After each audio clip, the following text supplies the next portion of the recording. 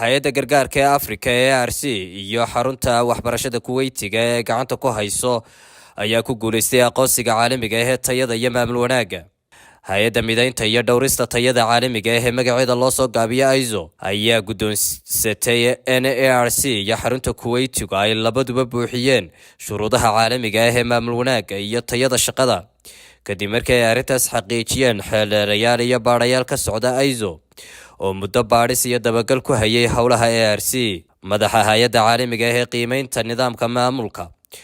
oo laga aqoonsan yahay dalka Mareykanka kana mid ahayd hay-adaha qiimeynta sameynayay oo wakiilka hay-adda ISO oo xarunteedu tahay dalka Switzerland. wasiiro iyo mas-uuliyiin ka socda xukuumadda Somaliland, hay-adaha madaxa bannaan, ururada bulshada, haldoor iyo madax dhaqameed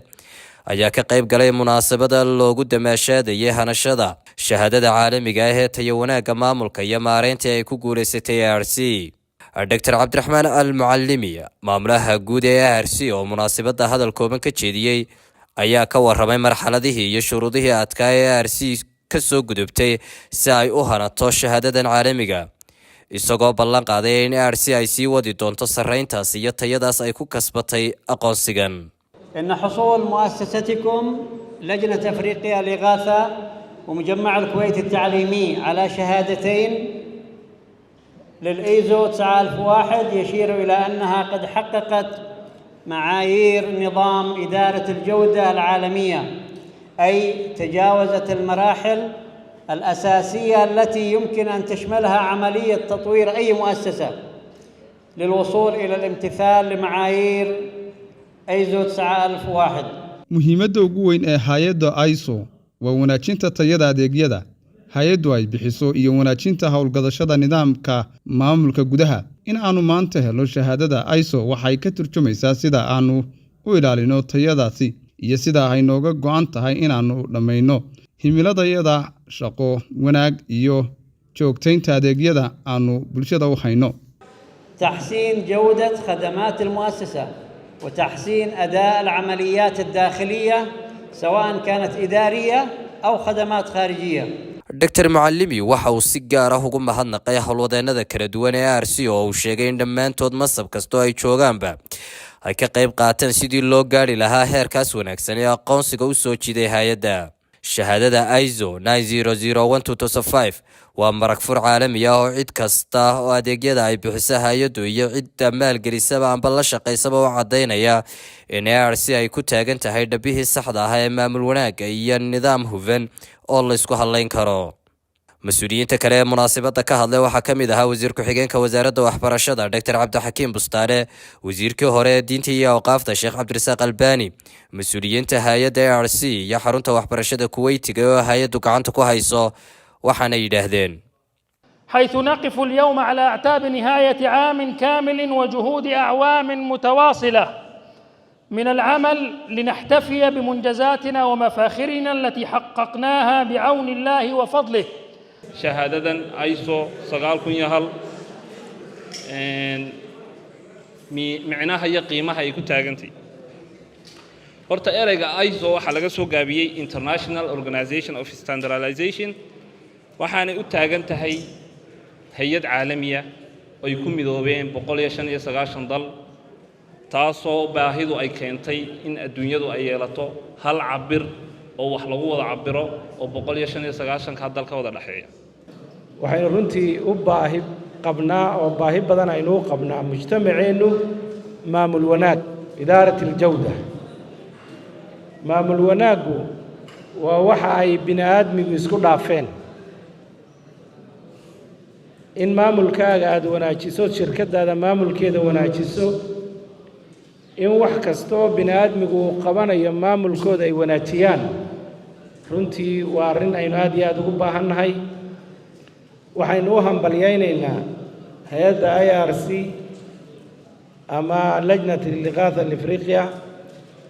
inay maanta iyagu galeen oo ay qaateen shahaadadii ISO ee maamul wanaagga. runtii inay qaateen waan ugu hambalyaynaynaa. ISO macnii helitaankeedu maaha wax fudud, mana aha shahaado yaroo waxa weeyaan qof luuqluuq loo mari karaya oo bixinaya. waxay u baahan tahay process iyo imtixaano badan iyo tijaabooyin lagu soo marinayo intaasoo waxa weeyaan khabiir oo waxbaadha dadku malaa auditka waxa u yaqaanaan maaliyadowna cid maamulka audit garaysa cid systemka aad macnihii ku dhisan iyo structure-ka audit garaysa iyo cid maaliyadaada audit garaysa oo kala dambaysa intaa ayaa lagu soo diraya ciddii markaa buuxisa ayuun baa heli karaysa marka waa achievement ama waxa weeyaan guul aad u weyn oo ay gaari karto cid yani waxa weeyaan hagaajisatay maamulkeeda nidaamkeeda at the same time u dhagan nuglaatay tacliimaadka ay siinayaan ama waxyaabaha lagula talinayo in ay sameeyaan inta ay ku guda jiraan processka shahaadada la siiyay 901 ISO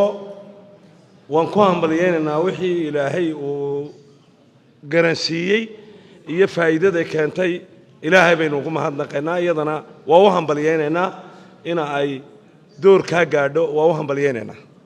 إشهار الإنجاز الكبير الذي توصلت إليه لجنة إفريقيا للإغاثة حيث نجحت بحصول اعتماد شهادة الجودة في نظام إدارة الجودة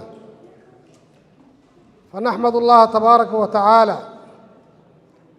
الذي أكرمنا بالإسلام وجعلنا من دعاته ثم نشكر الإخوة القائمين في العمل الخيري وأخص بالذكر لجنة إفريقيا للإغاثة ومجمع الكويت التعليمي حيث حصلت اللجنة شهادة نظام إدارة الجودة بعد أن أقرت الهيئة المانحة للجودة أن اللجنة وافقت جميع المعايير الدولية والمواصفات والمتطلبات الإلزامية لأنشطة تقييم المطابقة. وحنا مسنا هي DRC يبهد هالكن شوكتا أنت هيدلك شوكين إن كسو كرديان رنتي حرفة يقول إن كسو كرديان أركتي ونأكسن وما أنت اللي رفع بدن يدت بدن هو برشة كبيرة عيهين دت كاي صوص صارين كلمة في عنا برشة كجرا وحنوهم بلينا يا هالكا استد هراء وقادين